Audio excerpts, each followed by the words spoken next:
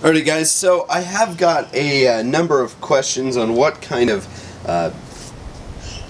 paint job I've done on my gun here, and it's really a culmination of a heck of a lot of different things. It's not really one thing, it just kind of has flowed as I've built the gun.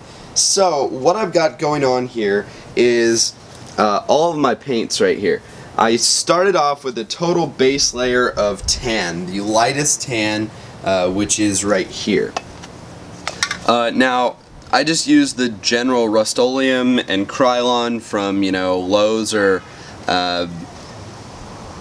Home Depot or Ace or wherever I end up going. This one's Rust-Oleum, this one's also Rust-Oleum, and then the other two are Krylon. So, the brand really doesn't matter. I personally like the very worn look on the gun, so if it does have a worn look, I'm a fan of it. So actually cheaper paint that doesn't last as long is totally good for me. These are like $4 a can at Lowe's when I got them, so I was like, heck yeah. I got these two at a different time than I got these two, that's why they're different brands. So pretty much the main thing that I just want to go over here is I did a base layer of tan. I literally painted the entire gun tan, with the exception of the barrel, because I've switched the barrel out and obviously not the magazine. And then my not my iron sight, but my red dot that's right here, I'm still waiting on a 45-degree mount for it, so that'll be here in like 9 days or whatever, and then that's gonna sit right here, and then I'll paint that. But I painted the entire gun tan. Then I took the brown, and then how you do a snake skin paint job, you gotta get something to make the snake skin, right? So what I have here is just a piece of mesh that I found in like a notebook, like a school notebook or whatever. On the front cover, generally they'll have like a piece of like mesh to hold your pencils in and whatnot. If you just rip that out, it's totally gonna work for our purposes here. So you just rip that out, and then you just lay it where you want it, and then you just start before and then end after. Now what I mean by that is I actually do need to add some tan right here. So I'm going to do this, I'm going to make this example for you. Make sure you shake your paint up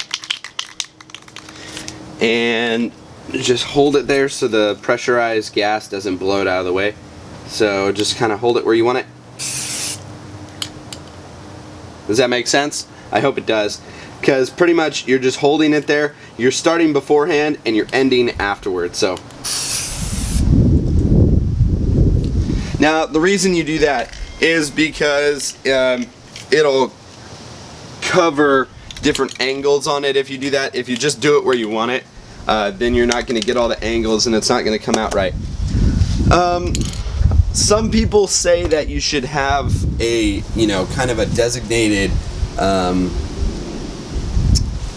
of angles for the paint job. I don't really care, actually. As you can see, this gun looks pretty nice, and I did it with no rhyme or reason. So, I did what I thought looked nice. I didn't really care what other people were saying, and it came out pretty nice. So, like I said, base paint job of tan or brown, that really doesn't matter. Obviously, the gun comes black, so you don't want to waste your paint and do a base job of black. So, sorry, I know it's wind and I have a boom mic, so it might be a little amplified here. So, when you have the whole gun as brown or tan, whichever one you used, use the opposite one.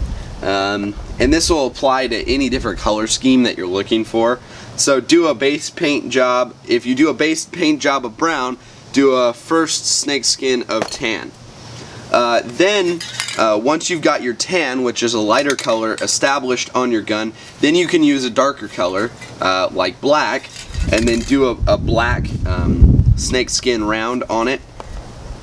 Now personally, I don't care if it smudges, because like I said, I like my gun to be a little messy. Like this right here, total smudge, all that. which I'm totally okay with. That's why I'm like rubbing this the tan that I just did, because I don't want it to be clean, because nothing in nature is clean. Nature is really dirty and messy, so I like to replicate that. Plus it is less noticeable as a DMR, obviously. Now you probably don't see the effects of the red on here, but if you look at it up close, you really will, because if you're looking at the gun, you see brown, but this brown looks kind of, you know, grainy, and the way I got that grain is I took the red and I did it from, you know, a good 1.5 feet above the gun. I just went shh, shh, flipped it over and did the exact same thing. So the reason I did that is because it just adds kind of a very cool grain to the brown and the tan that I really liked. You really don't notice it, but it does give it a very cool effect. So go ahead and experiment with that when you're doing your own paint job on your own sniper or your own gun. Get a color that you don't think would naturally go with it, and just kind of add it to it to give it a different grain. Like I said, I'm not making red an accent color on here, but you can see on my cardboard here that I have used the red. So you can see it in the browns in these parts. So if you guys have any other questions on how to do a spray paint job, I will try and answer those in the comments, or I will try and make another video about that.